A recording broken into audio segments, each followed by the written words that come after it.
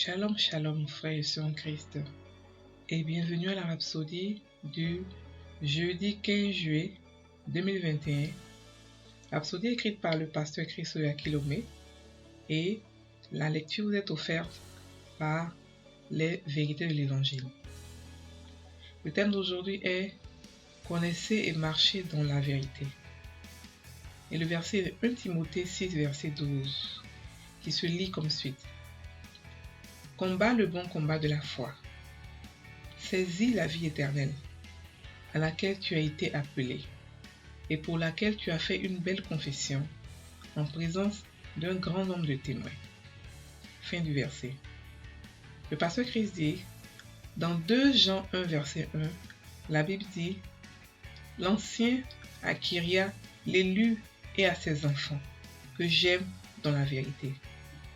Et ce n'est pas moi seul qui les aime, mais aussi tous ceux qui ont connu la vérité. » Fin du verset.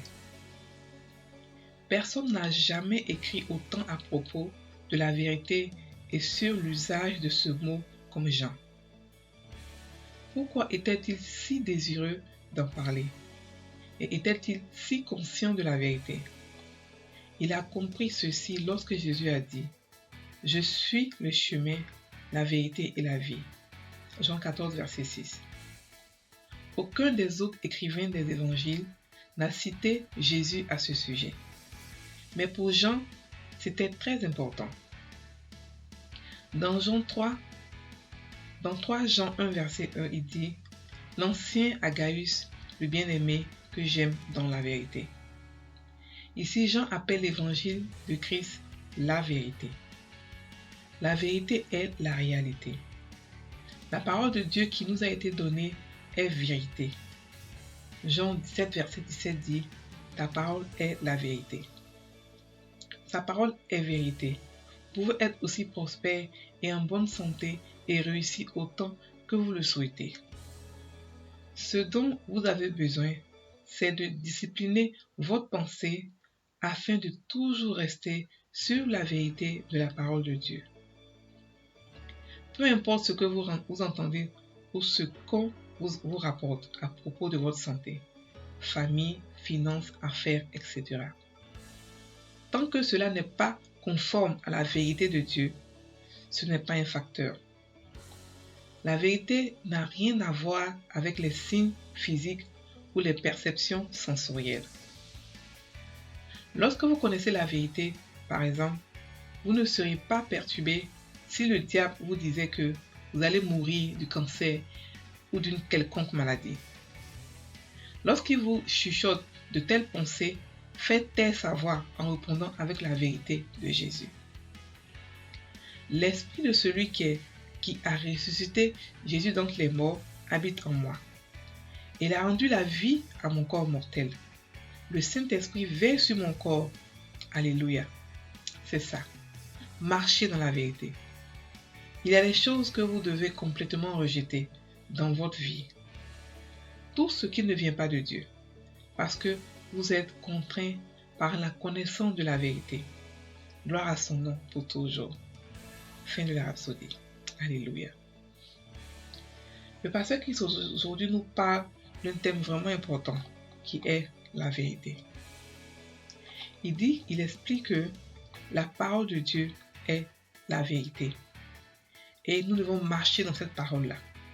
Il explique que la parole de Dieu doit être l'ultime vérité pour nous tous. Pour nous tous. L'ultime vérité. Et que si jamais vous entendez une autre vérité, un autre message qui est différent de ce que la parole de Dieu dit, ne l'écoutez pas. Notre vérité ultime, c'est ce que la parole de Dieu dit de nous.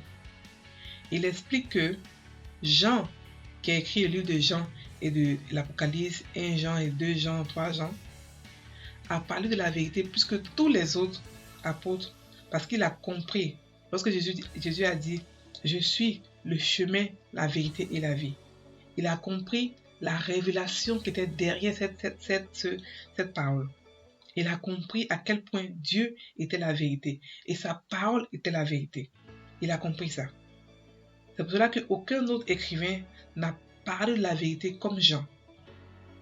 Il a même appelé l'évangile de Christ, l'évangile de vérité.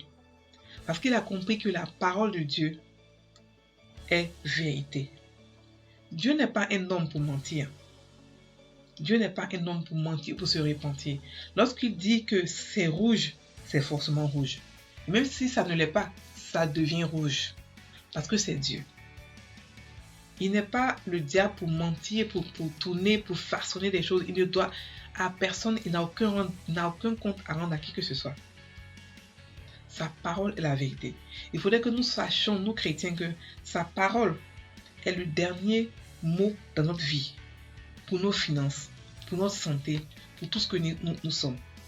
Lorsque nous savons cette vérité, les informations qu'on entend aujourd'hui ou ce que nos yeux voient ne nous affecteront pas. Parce que notre vérité à nous vient de la parole de Dieu. Si Dieu dit que l'Esprit qui a ressuscité Jésus d'entre les morts vit en nous, c'est que, quelle que soit la maladie qui a été détectée par le docteur, nous avons la santé divine, nous sommes guéris. Si Dieu nous dit qu'il pourvoit à tous nos besoins, c'est que, quel que soit notre compte en banque, nous sommes riches. Et qu'il est celui qui est notre pourvoyeur. Donc, la parole de Dieu est notre ultime vérité en tant qu'enfant de Dieu. Nous devons savoir cela. Parce que le monde nous ment actuellement. Le diable fait tout pour nous mentir, pour nous donner des pensées qui ne sont pas de Dieu. Nous devons savoir discerner qu'est-ce qu'est la vérité et qu'est-ce qu'est le mensonge. Ce que nos yeux voient ne sont que des mirages. Ce que nos oreilles entendent ne sont que des mirages. La vérité vient de la parole de Dieu. L'évangile de vérité. Jésus est venu nous apporter la vraie vérité. Avant lui, l'Ancien Testament, on nous montrait une ombre de la vérité. Mais la vérité, c'est lui ce qu'il a apporté. Il a apporté la vérité. Il nous a apporté la nature de Dieu, qui est la vérité. Et à cause de cette nature, nous ne sommes pas soumis à tous les mauvaises choses de ce monde.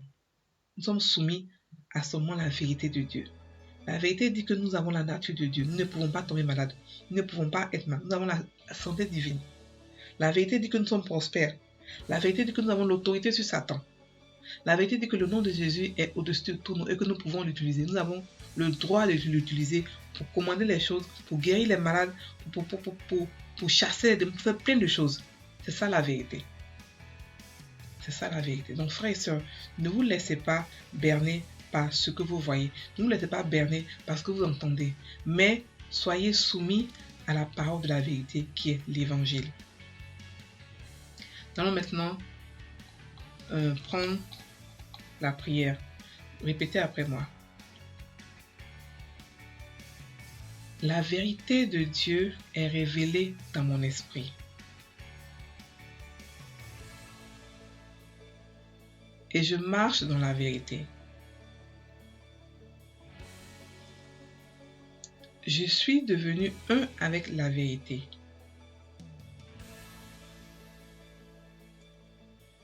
Je suis contraint par la connaissance de la vérité